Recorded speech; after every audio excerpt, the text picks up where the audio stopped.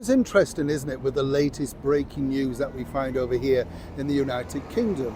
You see, a couple of days ago, one very pivotal piece of news that was, well, created a lot of waves, not just on social media, but across all sort of social classes, was the fact that the government, headed of course by the current British Prime Minister, Sir Keir Starmer, had decided to sweep away with an inquiry into the terrible thing that is, of course, the grooming gangs. But what they do, in the government, whichever government you are, whoever's in power, what they want you to do is move away from a particular story. And what they decided to do was, well, once again, wheel out the woman whose CV has more holes than Swiss cheese. That is, of course, Rachel Reeves. And apparently this time around, we were supposed to be impressed by this. Let me explain.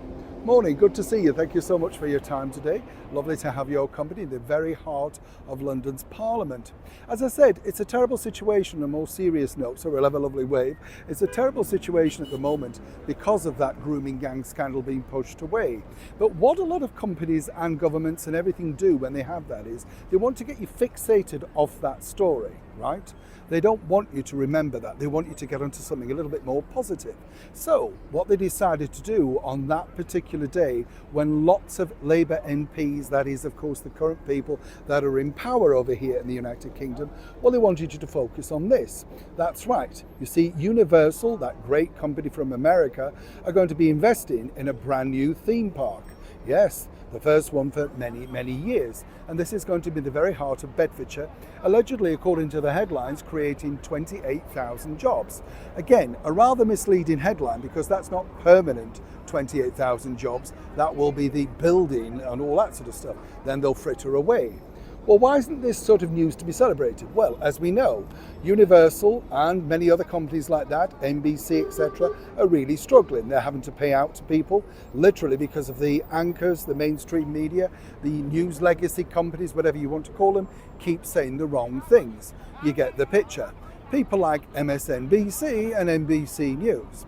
Now again, where this gets interesting is, just at the eve of them telling us how marvellous this was going to be, further up the line in the country, at that wonderful seaside resort of Blackpool, a theme park which has been going for over 100 years now, Blackpool Pleasure Beach, are basically reducing their opening hours and having to put up their prices, simply because of the lack of footfall and the lack of the fact that there isn't any money to go round.